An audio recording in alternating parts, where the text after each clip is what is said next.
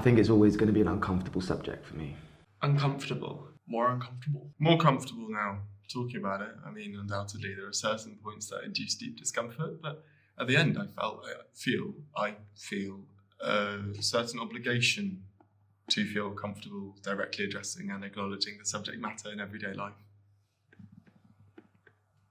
Oh, fuck. Sorry, can we go again? Was that right? I feel like I said something. No. But obviously friends have. So it was disturbing for me, the graphic scenes. I haven't. I mainly think about the girls. I mean, I'm fortunate enough not to have ever really experienced anything like this myself on a personal level, but I felt connected to the theme, you know, and it's important other people see it, even though, you know, I feel like I'm already pretty good with this kind of stuff. So, can you tell us what happened? From the start? Yeah, from the start.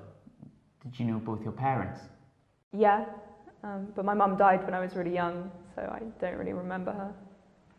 And how do you think that contributed to your situation now? How is that relevant? We're just getting to know you. I'm not the one you should be asking. I wasn't doing anything. We're covering all the bases. I worked with my dad.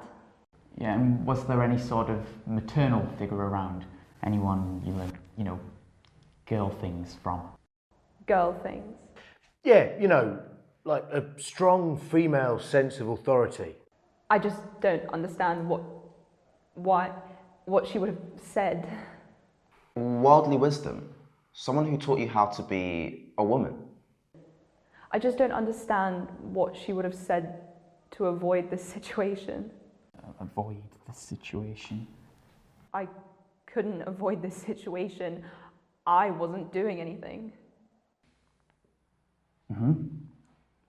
I went to a party, like a dinner party. Is that where you met him? How did you meet? He bought me a drink. I didn't see a problem. We actually ended up dating for a while. I mean, we had a lot of fun, randomly, but not so randomly, bumping into each other and sneaking up. It was very sexy. But this one time I was working, like actually working. I'm really not interested right now. And like, I get that we'd gone on a couple dates, but he was also kind of my boss. I said, "You're practically my boss. And you know what they say about shitting on your boss." I really didn't think he was like that, so I ignored his passes and forceful distraction because I didn't think of the worst that could happen. It was when he asked me to sit on the bed with him. I thought, actually, it's my room and I'm working, so fuck off!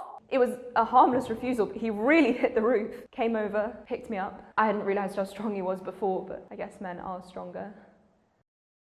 He picked me up like I was a rag doll, threw me over his shoulder and onto the bed, cracked my back, forcing me down with a hand on my chest. He put a knee between my thighs. He lifted my skirt, and he began to push, put it inside me so I could feel it burning, strongly burning, tearing, crunching. I really protested, screaming and shouting.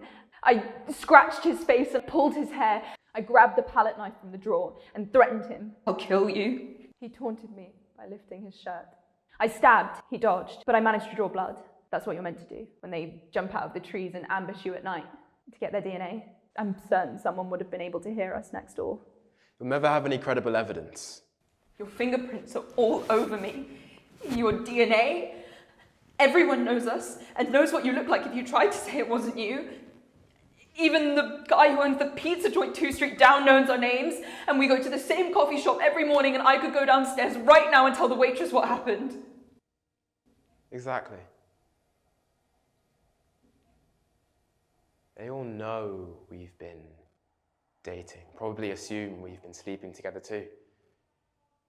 Why would they believe you about this now? They'll blame you. You can't lie like I can with a straight face. Obviously, I left. I'm completely in support of your idea, but the harsh reality, sweetheart, is that you must be conscious of what your behaviour says to guys. There are bad men out there, and you need to be careful, so make sure to always go home before dark. Remember to keep your keys between your knuckles. And remember to smile, but don't be flirty with it. And remember, make sure you're always with a man when you're out. What's your drink? Cover your breasts. Calm down. Look down. Head down while crossing the street. Eyes up. Look at me when I'm talking to you. So much for a professional woman. Cry less. Smile more. But actually, I didn't think rape was the response to a mini dress. It's not like, oh, let me put on this dress and maybe, if I'm really lucky, I'll get raped tonight. Maybe. If I'm really lucky. Saying I was asking for it is like saying, I can beat your head in with a bat because you aren't wearing a helmet. I appreciate the explanation, sweetheart. But rapists rape people, not outfits. Even if I went out one night wearing practically nothing at all, I'm still not asking for it because no one ever asks to be raped. That would be consent.